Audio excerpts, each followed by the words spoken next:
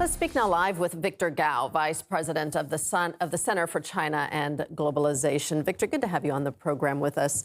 Chinese leader Xi Jinping announced that an agreement on strengthening partnership had been signed, in addition to a series of industry documents, as well as a declaration on a multipolar world is expected to be signed. What do you think this document means geopolitically for the world today? Thank you very much. Nothing can be more important than China-Russian friendship and cooperation in the world of today. And the two countries are very much committed to further deepening such cooperation and friendship. And I will not be surprised if the agreement signed today will push the bilateral cooperation to a higher level. I'm very much encouraged to see that not only President Putin has come himself, five deputy prime ministers also came, and many cabinet ministers. And I also noticed that the head of the oil company, the gas company, the satellite company, the fertilizer company, and major investment companies are all following the leadership of President Putin to come to China and to talk with the Chinese counterparts. So I would not be surprised if, in addition to this declaration of further cooperation, many deals will be signed in the areas I just now mentioned, making sure that China-Russian solidarity and cooperation will have no limits, really, especially in the world of today. And further, allow me to emphasize that President Putin is a household name in China. All of us know about the great president, and we are very happy he is coming here again. And President Xi Jinping and President Putin have exchanged more visits with each other than probably any pair of leaders in the world of today. We want to see more such visits, better understanding, better promotion of China-Russian friendship and solidarity. Victor, the Chinese president said unilateralism and hegemony had caused great damage to the world. It's a thought that was echoed by Vladimir Putin. Who or what do you think Xi Jinping was referring to exactly with these remarks? Well, first of all, allow me to emphasize the world order established back in 1945 was not meant to be unipolar. It was meant to be multipolar to start with. Look at the composition of the permanent members of the Security Council of the United Nations, 5 permanent members, each with a veto power. Both China and Russia are permanent member states. Therefore, if anyone in the world of today, including, for example, the United States, wants to hold itself out as the unipolar in the world, it's wrong. It's against the original intent of the founding fathers of the existing international order. And I don't think China and Russia, in our respective capacity or collectively together, should ever allow any one country to dominate above the world or to rule as a hegemon against all the other countries. Multipolarity in the world is the mega trend. All the countries should recognize that, and China and Russia will never allow any country, without naming the name, and you should know what I mean, to dominate against all the other countries and achieve what they want to achieve, unipolarity in the world. Yeah, I think we can all figure out which country you're referring to. Victor, the Russian president said, quote, cooperation between Russia and China is the most important factor in stabilizing international relations today, stressing that the relationship between the states contributes to deterrence and stability. Can you elaborate on what he meant by that? Absolutely. I think China economy and Russian economy are highly complementary to each other. And I think cooperation is without limit between us. The two countries, the two economies can really support each other in very imaginative ways. For example, our bilateral trade is about 300 billion US dollars. I hope it will reach 1 trillion US dollars in the coming years. And there will be many more joint production, technology sharing, etc. China and Russia are working together to land astronauts or cosmonauts, as the Russians call it, on the moon before the end of 2030. There are many things we can work together. China can learn a lot from the expertise and the know-how on the Russian side. Russia can leverage off on the advantages accumulated by China over the years, especially in the world of today. China's leading position in the artificial intelligence revolution. So these two countries, highly complementary to each other, supporting each other, fully respecting each other as brothers and sisters, can strive forward for mutual benefit. And also, China-Russian cooperation will be a pillar supporting stability and peace throughout the Eurasian continent and in the world as a whole. The Chinese president said Moscow and Beijing will defend the authority of the United Nations by opposing the hegemony of fascism and militarism. What will these efforts likely lead to? Well, of course, both China and Russia are founding members of the United Nations. We are the founding permanent member states of the Security Council of the United Nations, and we have a mission to do, we have a job to do, to make sure that neo-fascism or neo-Japanese fascism or Nazism will never raise their heads. Allow me to mention one thing. If you look very scrupulously in the United Nations Charter, the clause called the enemy state clause still remains on the book. It's still binding on all the countries involved. Therefore, I think China and Russia should really coordinate their efforts to make sure that in Japan, the new Japanese fascism will never raise its head. And in Germany or throughout Europe, new fascism should never raise its dangerous head.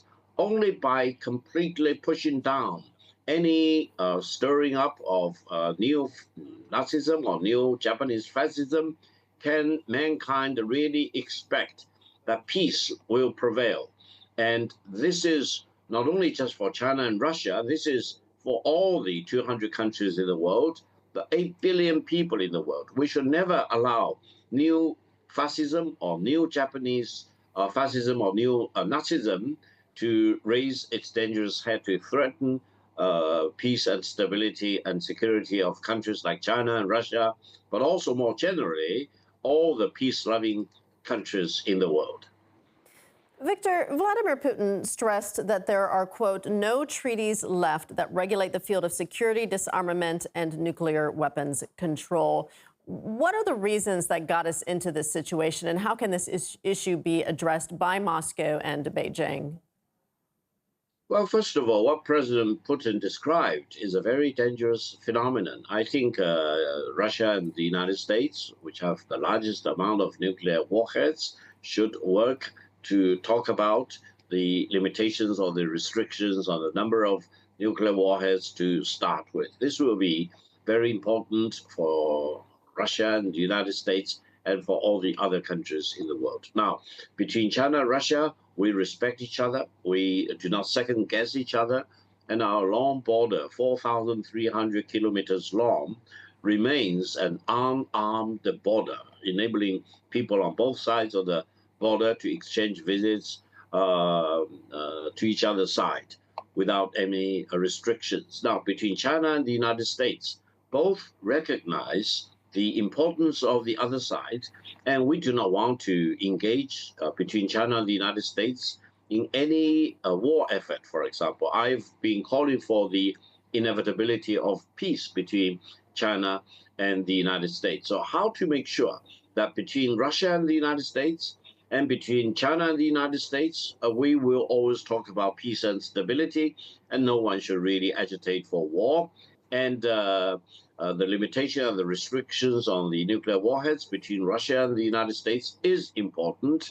And between China and the United States, I hope we can also come up with trust-building measures to make sure that the inevitability of peace will prevail. And the so-called Thucydides trap, implying destined for war scenario between China and the United States, will be generally and universally considered as a fallacy if it is applied to China and the United States.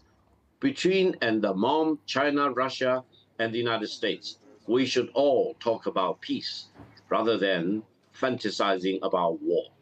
Yeah, peace certainly sounds like a better direction, doesn't it? Victor, trade volume between the two countries has grown tremendously to over $200 billion. But in the first half of 2025, there was a negative dynamic of the main trade indicators between Russia and China. In January to July 2025, the volume of mutual trade decreased by 8.1% compared to the same period in 2024. What could be the reason for that? Well, I think first reason is the volatility of the oil price, and the oil price is not stable. It goes up and down, etc. And now it's way up against the same period oil prices in 2025. So I think whenever we look at the trading numbers between China and Russia, we should always follow the volatile movements of the oil price, and also to a lesser extent the gas price, etc. However, that in itself is not sufficient to explain China-Russian trade. As I mentioned, we should really aim to increase the volume of China-Russian trade up to about 1 trillion US dollars. That's about 4 times increase, about 400% increase of the current China-Russian trade. And we should also talk about much more about joint production of things, meaning Russia should enable more Chinese companies to set up factories inside Russia to produce locally, to create more jobs in Russia. And then China-Russian cross-border trade should really be much more facilitated and accelerated, removing all the restrictions that we can come up with and make sure that there will be seamless transition of goods, services, and people between China and Russia along our long border. And both countries should really come up with very creative ways to make sure that both China and Russia will benefit with a much more increased bilateral trade between us. How does the situation in the Hormuz Strait influence China's broader Middle Eastern strategy? We saw Donald Trump visiting China last week, where reopening the strait was discussed between Trump and Xi Jinping. Is this something that Putin and Xi are likely to talk about as well? Well, first of all, allow me to emphasize that before the United States and Israel launched this war of aggression against Iran on February the 28th, the Strait of Hormuz was open for free navigation. So if the United States really want to reopen the Strait of Hormuz, the answer is very simple. Stop the war against Iran right away, rather than agitating for more military assaults. And on the other hand, I do hope President Trump will know himself and know the other side, which is a very important teaching in the art of war by Sun Tzu more than 2,000 years ago.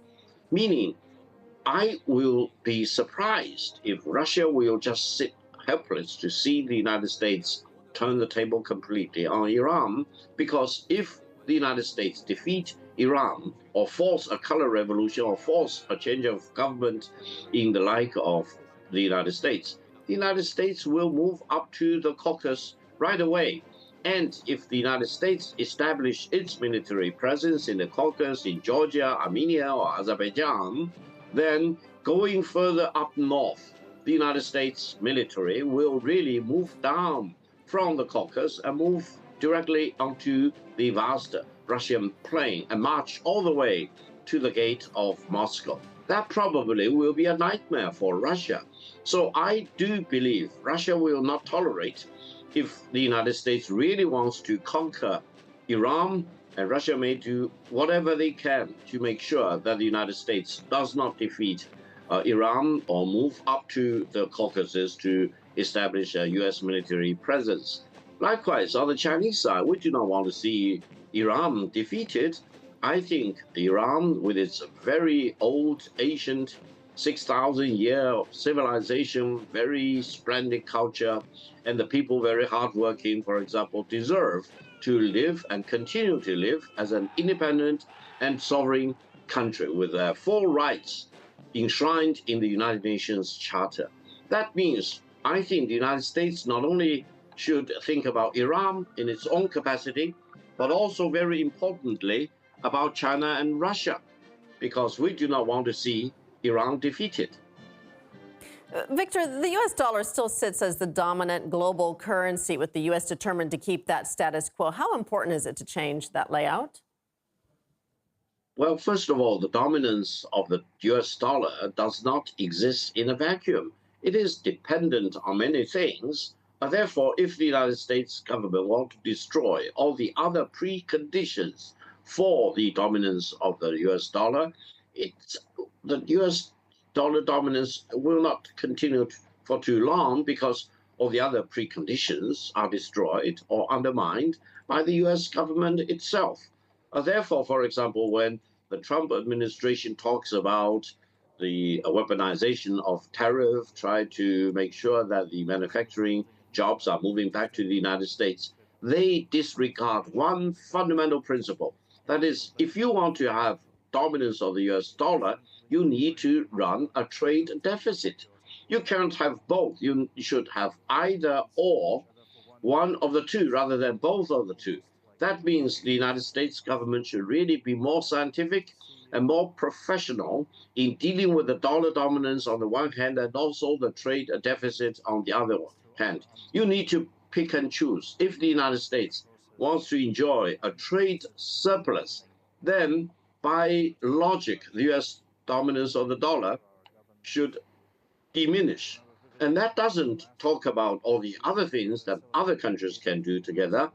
I would say with the decline in the US economy, the US dollar dominance should be expected to come down, and sometimes very rapidly.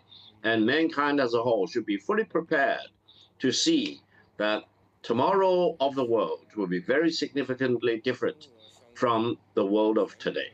All right, we are going to leave it there. Victor Gao, Vice President of the Center for China and Globalization. Victor, thank you.